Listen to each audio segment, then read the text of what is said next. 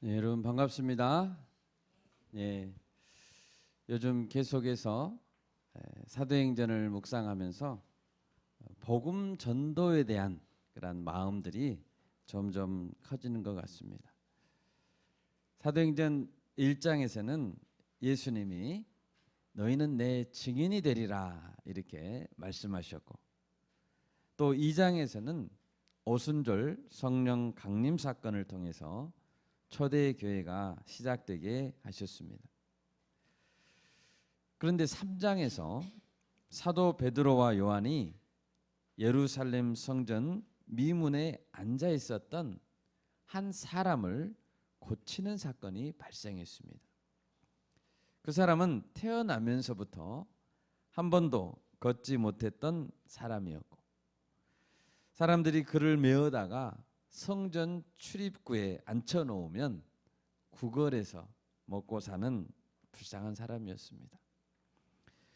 그는 오늘 본문 사도행전 4장 22절에 보니까 나이가 약 40세 정도 된 사람이었습니다.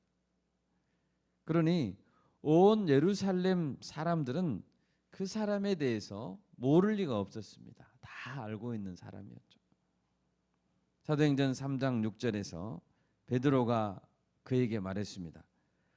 은과 금은 내게 없거니와 내게 있는 이것을 네게 주노니 나사렛 예수 그리스도의 이름으로 일어나 걸으라.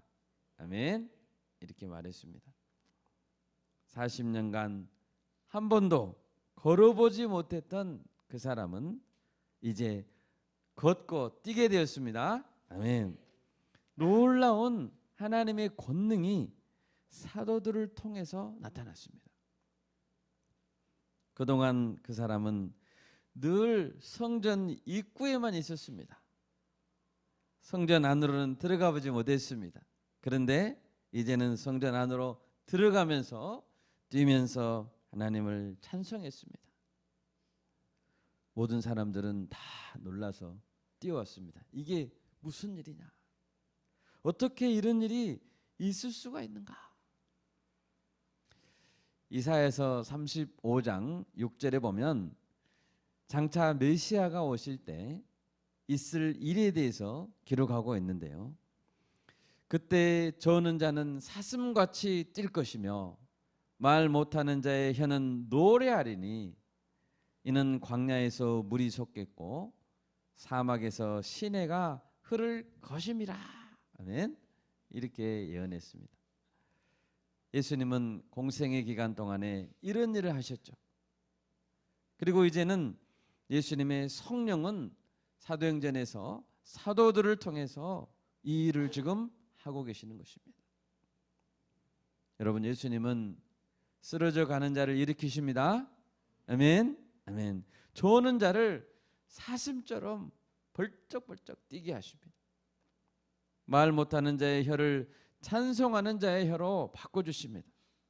예수님이 계시는 그곳에는 광야라 할지라도 물이 솟아나고 사막이라 할지라도 시냇물이 흐르게 될 것입니다. 아멘.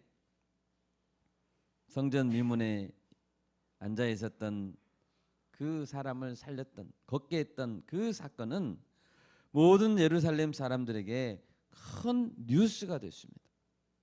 이 소문은 점점 퍼졌습니다. 사람들은 더욱더 예수가 누군가, 그의 제자들 베드로와 요한은 누군가 묻기 시작했습니다. 그러자 예수님을 십자가에 매달려 죽였던 제사장들, 종교 지도자들이 사도들을 향해 분노하게 됐습니다. 그리고 사도행전 4장 2절 3절을 보면 사도들을 잡아 가두어 버렸습니다. 그리고 이튿날 예루살렘 공회가 소집되어서 사도들을 어떻게 처리할지 논의가 시작됐습니다. 불과 2달 전에 예수님을 십자가에서 죽였던 그들입니다. 2달밖에 안 지났습니다. 이제 그들은 또 사도들을 죽이려고 하고 있습니다. 여러분, 2달 전에 대제사장의 뜰에서 예수님을 모른다고 부인하던 겁쟁이 베드로였죠. 대부분의 사도들도 그때 도망갔었습니다. 그렇다면 이제 사도행전에 와서 공회 앞에 선 사도들은 어떻게 변화됐을까요? 오늘 말씀의 제목은 말하지 아니할 수 없다입니다. 저를 따라서 한번 해보겠습니다. 말하지 아니할 수 없다. 아멘. 말하지 않을 수 없습니다. 여러분, 사도들이 어떻게 변화되었는지, 그리고 어떻게 복음을 전하는지를 오늘 살펴보면서 하나님께서 우리에게 사도들 같은 그러한 믿음을 주시기를 소원합니다. 아멘. 첫 번째로, 사도들은 담대하게 예수 그리스도를 전했습니다. 사도행전 3장 12절에서 26절까지는 성전 미문 사건 이후에 예루살렘 백성들 앞에서 했던 베드로의 설교를 담고 있습니다. 베드로는 그 설교에서 어떻게 이 사람이 걷게 되었는지를 밝히고 있습니다. 베드로는 바로 예수 그리스도께서 고치셨다고 증거했습니다. 사도행전 3장 15, 16절 같이 한번 읽겠습니다. 사도행전 3장 15, 16절입니다.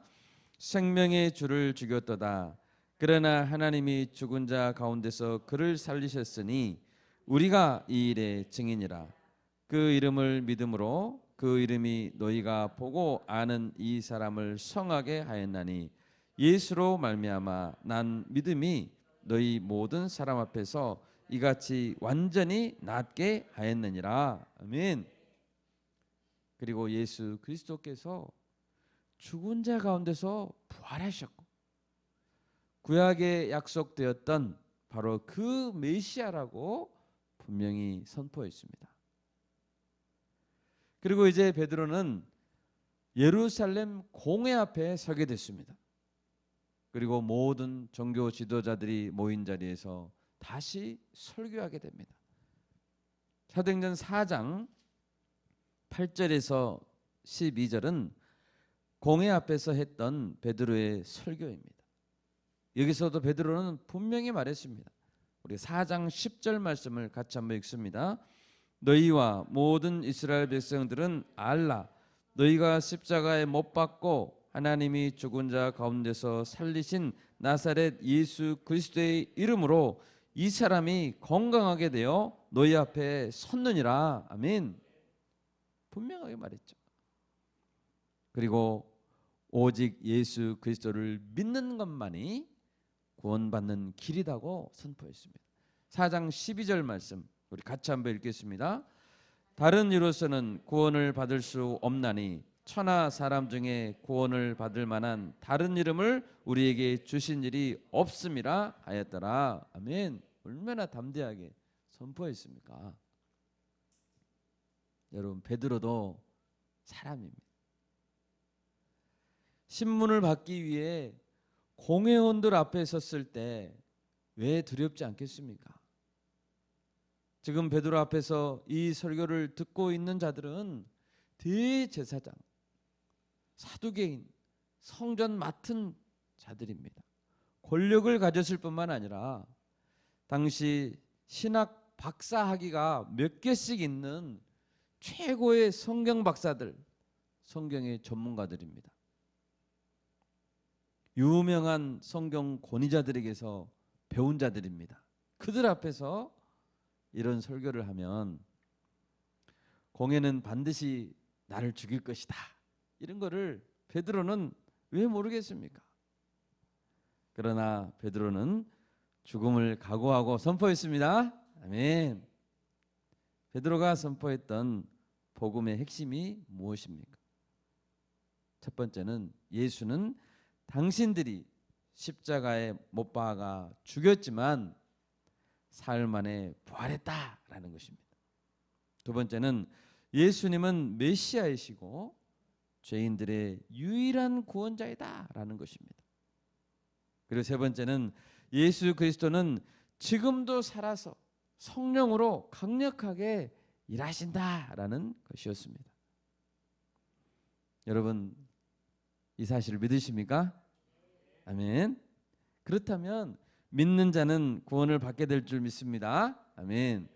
구원을 받을 만한 다른 이름을 우리에게 준 적이 없습니다.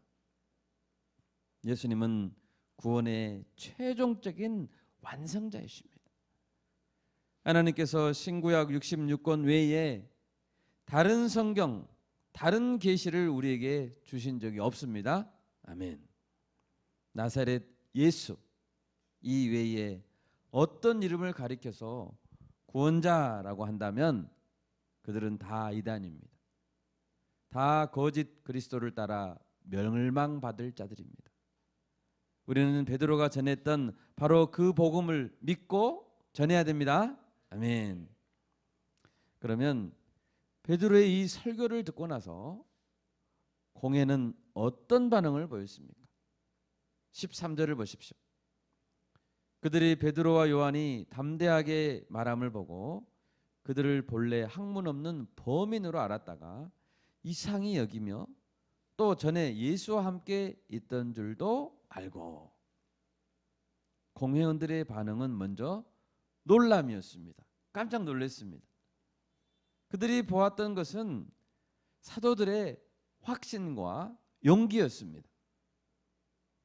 베드로와 요한은 원래 어떤 자들이었습니까? 갈릴리 호수에서 고기 잡던 어부들이었습니다. 랍비 학교에서 정식 신학 교육을 받은 자들이 아닙니다. 설교하는 법도 배우지 못했습니다. 그렇지만 사도들은 확신에 찬 설교를 했습니다. 담대하고 또 차분했습니다. 그리고 사도들의 옆에는 다리를 고침받았던 그 사람이 떡하니 서 있었습니다. 여러분, 지금 사도들은 2개월 전에 예수님께서 십자가에서 돌아가시기 전에 그때의 사도들이 아니었습니다. 이제 그들은 전혀 다른 사람들이 됐습니다. 눈앞에 부활하신 예수님은 보이지는 않지만 그들 곁에는 예수님께서 성령을 통해 일으켜 세운 그 사람이 서 있었습니다. 아멘. 사도들 자신들에게는 기적을 일으킬 수 있는 능력이 없습니다. 40년간 한 번도 걸어보지 못한 자를 일으켜 세운다는 것은 그들이 할 수 없는 것입니다. 하나님만이 할 수 있는 일입니다. 아멘. 나사렛 예수 그리스도의 이름으로 일어나 걸으라고 했잖아요. 이 명령으로 일어났기에 고침받은 그 사람은 예수님께서 살렸다는 증거인 것입니다. 예수님이 아직도 살아계신다는 증거인 것입니다. 하나님께서 예수를 죽인 공회원들보다 사도들 편에 서신다는 증거인 것입니다. 사도들은 이 믿음 때문에 확신과 용기가 생겼던 것입니다. 하나님이 내 편이다. 그러니까 확신과 용기가 생기죠. 공회원들은 놀랄 수밖에 없었고 오히려 두려워하는 자들이 공회원들이었습니다. 공회원들의 두 번째 반응은 겁주는 조치였습니다. 14절을 보십시오. 병 나은 사람이 옆에서 노려보고 있었습니다. 공회원들은 사도들을 비난할 수 없었습니다. 더 이상 예수님도 비난할 수 없었습니다. 아무 말도 할 수 없었습니다. 그 당시에 예수를 믿는 자의 숫자는 사도행전에 기록되어 있죠. 남자의 숫자만 5,000명이었습니다. 여러분 생각해 보십시오. 여자들까지 합하면 10,000명이 넘을 것입니다. 사도행전 4장 4절에 그렇게 기록되어 있죠. 말씀을 들은 사람 중에 믿는 자가 많으니 남자의 수가 약 5,000이나 되었다. 많은 사람들이 베드로의 사도행전 2장의 설교, 3장의 설교를 듣고 예수님을 믿기 시작했습니다. 어마어마한 숫자가 계속해서 밀려 들어왔습니다. 십자가 사건이 있은 후에 부활하신 예수님을 보았다는 사람들이 한두 명이 아니었습니다. 고린도전서 15장 6절에는 500명의 형제들이 일시에 보았다라고 했습니다. 500명이 동시에 예수님을 봤습니다. 부인할 수 있습니까? 없습니다. 이제 공회원들이 할 수 있는 것은 무엇뿐입니까? 겁주는 것뿐입니다. 17절에서 공회는 위협하여 말하지 말게 하자라고 결정을 내릴 뿐이었습니다. 18절에서 사도들을 불러다가 경고했습니다. 그것밖에 할 수 없었습니다. 그들의 목적은 민간에 더 퍼지지 못하게 하는 것이었지만 퍼지지 못하게 막을 수 있을까요? 없습니다. 여러분, 복음 역사를 방해하기 위해 사탄은 우리에게 별로 할 수 있는 것이 없습니다. 사탄이 할 수 있는 것은 단지 겁주기입니다. 위협입니다. 사탄은 엄청나게 사나운 맹견과 같습니다. 그 맹견은 우리를 노려보고 있고 엄청난 큰 소리로 짖고 있고 금방이라도 달려들어 물어 뜯을 것만 같습니다. 가까이 오면 물어버리겠다. 이렇게 그 맹견이죠. 정말로 제대로 물리면 죽습니다. 여기에 겁을 먹은 자는 그 곁을 지나가지도 못하고 겁을 먹으면 다리가 얼어붙어서 꼼짝달싹도 못합니다. 그러나 우리가 잊지 말아야 될 것은 이것입니다. 사탄은 맹견이지만 단단한 목줄에 매여있는 맹견입니다. 더 이상 우리에게 달려들 수 없습니다. 예수님이 우리 곁에 계시는 한 겁을 먹을 필요가 없습니다. 아멘. 예수님이 목줄을 꽉 잡고 있습니다. 여러분, 예수님은 누구십니까? 요한복음 16장 33절에서 예수님이 말씀했습니다. 이것을 너희에게 이르는 것은 너희로 내 안에서 평안을 누리게 하려 함이라. 세상에서는 너희가 환난을 당하나 담대하라. 내가 세상을 이겼노라. 아멘. 환난을 당합니다. 아멘. 그런데 담대하래요. 평안을 가지래요. 예수님이 세상을 이겼습니다. 그 예수님이 영원토록 함께 해주신다고 약속했습니다. 하나님은 겁을 먹고 있는 여호수아에게 이렇게 말했습니다. 여호수아 1장 9절입니다. 내가 너에게 명령한 것이 아니냐. 여호수아야, 강하고 담대하라. 두려워하지 말며 놀라지 말라. 네가 어디로 가든지 네 하나님 여호와가 너와 함께 하느니라. 아멘. 아멘. 여호수아에게 말했습니다. 담대하라. 두려워하지 말라. 이 시간 우리에게 이런 담대함이 회복되기를 바랍니다. 아멘. 사도들에게 있었던 그 예수 그리스도에 대한 확신이 우리에게 회복되기를 바랍니다. 아멘. 두 번째로 오늘 사도들은 보고 들은 것을 말하지 아니할 수 없다라고 말했습니다. 18절을 보십시오. 공회는 그들을 불러 엄중하게 경고했습니다. 도무지 예수의 이름으로 말하지도 말고 가르치지도 말라. 그러면 이를 들은 베드로와 요한의 반응은 무엇이었습니까? 우리 19절과 20절 말씀 한 목소리로 읽겠습니다. 베드로와 요한이 대답하여 이르되 하나님 앞에서 너희의 말을 듣는 것이 하나님의 말씀을 듣는 것보다 옳은가 판단하라. 우리는 보고 들은 것을 말하지 아니할 수 없다 하니. 아멘. 사도들은 단호하고 명쾌하게 대답했습니다. 먼저 사도들은 하나님 앞에서 무엇이 옳은가 판단해봐라 라고 오히려 말했습니다.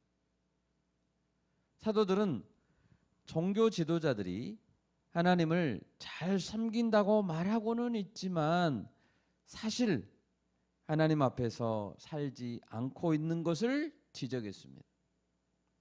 하나님 앞에서라는 말은 하나님의 얼굴 앞에서라는 뜻입니다. 하나님이 보시는 불꽃 같은 눈앞에서라는 뜻입니다. 하나님께서 주신 신앙의 양심 앞에서라는 뜻입니다. 수많은 사람들이 예수님의 공생의 사역의 목격자입니다. 예수님께서 잘못한 것은 하나도 없었죠? 예수님이 무슨 잘못을 했습니까?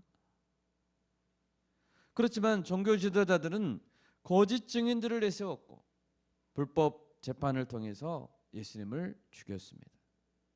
그리고 이제는 수많은 사람들이 나사렛 예수의 부활을 목격했고 지금 이 순간에도 40세나 된 사람이 나음을 입고 두 발로 옆에 서 있고 하나님이 사도들 편이라는 사실이 입증되었는데도 그들은 믿으려고 하지 않습니다.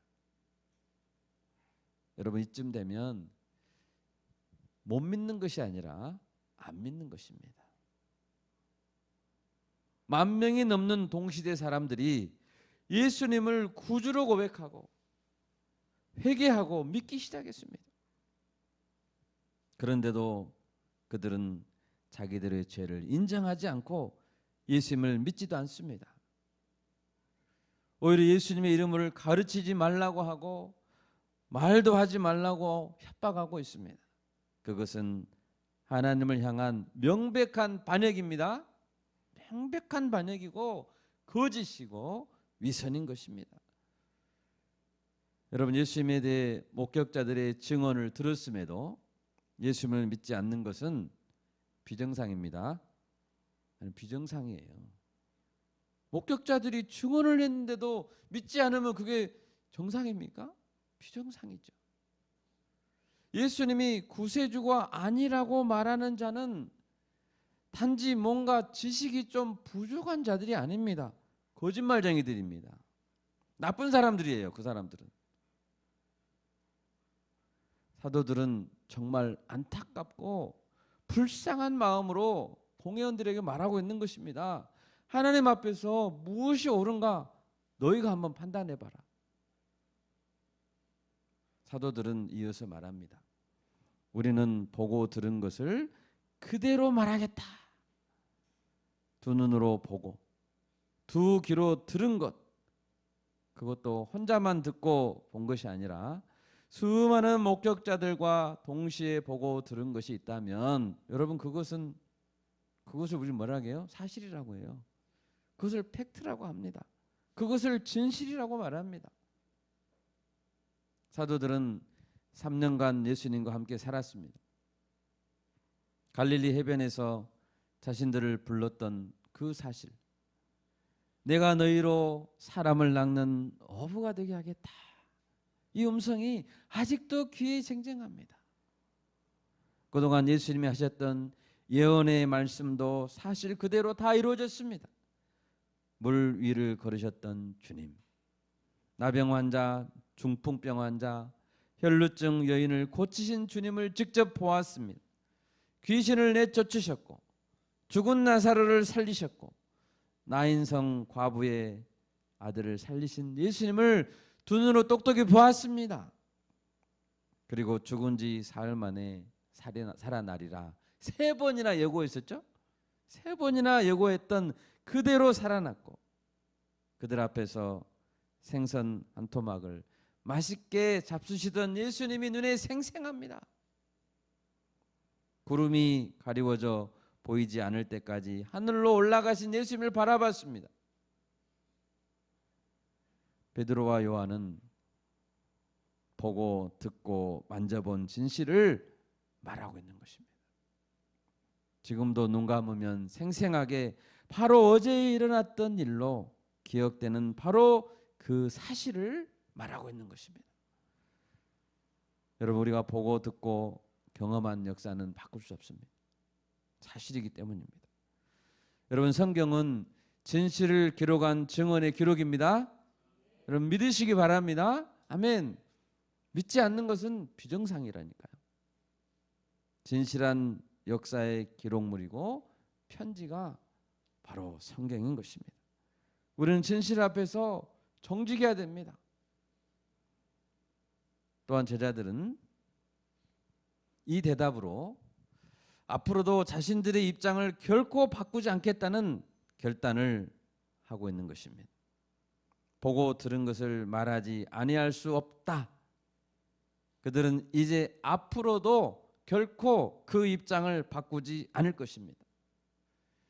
3번 부인하고 도망갔던 것처럼 이제는 도망가지 않을 것입니다.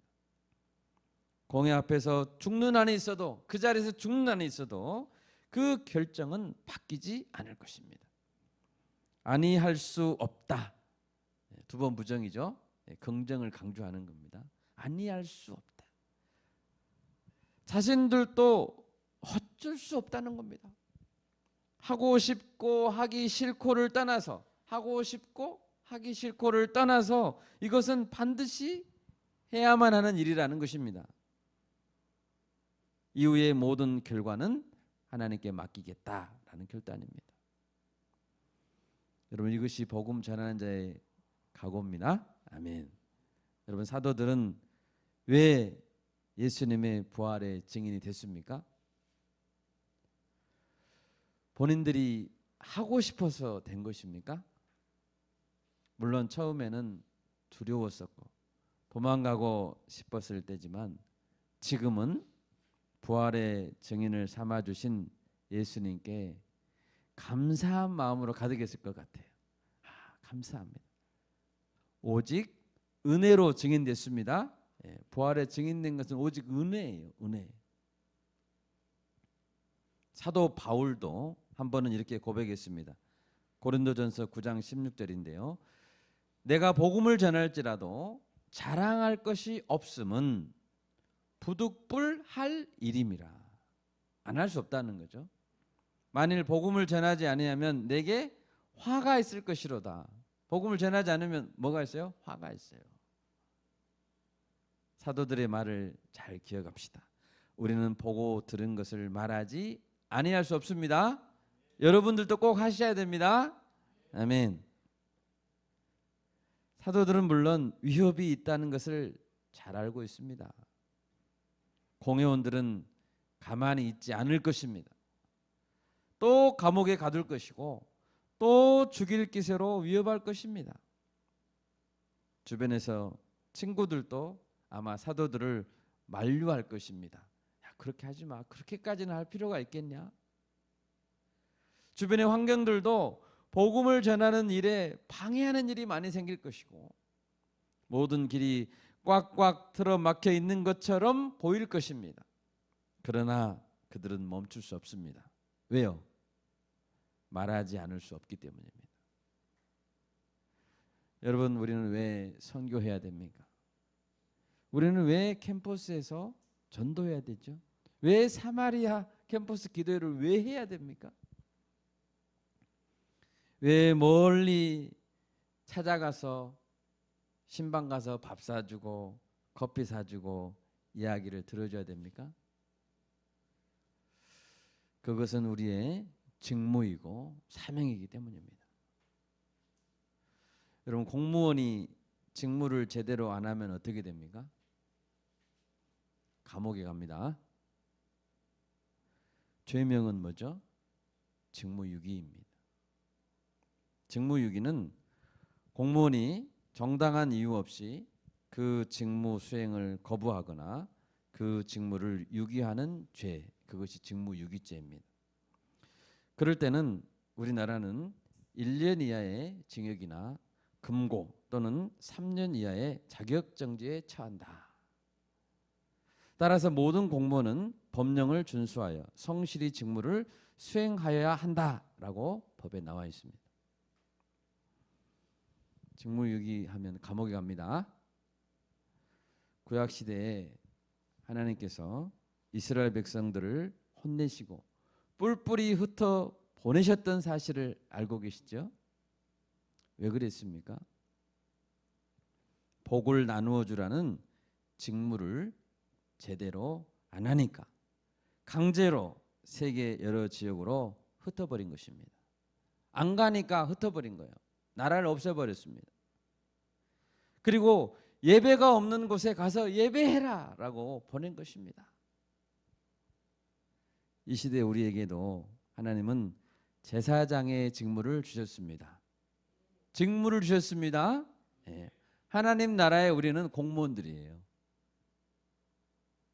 만약 우리도 그 직무를 수행하지 않는다면 하나님은 강제로라도 우리를 흩으실 것입니다. 여러분, 지금껏 보고 들은 것, 훈련 받았던 것을 묵혀두지 마십시오. 묵혀두지 마십시오. 이제는 말해야 될 때입니다. 밖으로 나가서 가르쳐야 합니다. 전해야 됩니다. 이제 큰 세 번째로, 사도들은 모든 상황에서 하나님의 주권을 인정했습니다. 21절을 보십시오. 공회가 어떻게 처벌할지 방법을 찾지 못하고 사도들은 이제 풀려났습니다. 그때 사도들은 동료들에게 갔습니다. 그리고 그 일을 보고하고 합심하여 기도했습니다. 24절 말씀을 우리 같이 한번 읽겠습니다. 24절입니다. 그들이 듣고 한 마음으로 하나님께 소리를 높여 이르되 대주제여 천지와 바다와 그 가운데 만물을 지은 이시오. 아멘. 그들이 합심하여 기도하는 대상을 지금 누구라고 부르고 있습니까? 대주제여라고 불렀습니다. 대주제라고 하는 말의 뜻은 모든 것의 주인이고 주관자라는 뜻입니다. 모든 권세를 가진 자로서 모든 사건을 통치하는 분이라는 뜻입니다. 그러므로 내 인생의 창조자시고 내 인생의 주인이시고, 아멘, 모든 인류 역사를 통치하는 분이라는 뜻입니다. 누가요? 하나님 아버지께서. 그들이 하나님을 대주제여로 대주제여라고 믿고 인정한다는 것은 이제 그들이 이어서 기도할 내용들을 짐작하게 합니다. 여러분, 우리가 대주제여라고 인정한다면 어떻게 기도해야 됩니까? 이렇게 기도하면 됩니다. 첫 번째로, 그들은 지금 자신들이 당하고 있는 상황들이 이미 구약 성경에서 예언된 것의 성취라고 말하고 있습니다. 어찌하여 열방이 분노하며 족속들이 허사를 경영하였는고, 이 말씀은 시편 2편의 다윗의 시입니다. 하나님은 대주제이시기 때문에 세상 모든 나라들이 합세하여 대적한다고 해도 다 헛된 노력일 뿐입니다.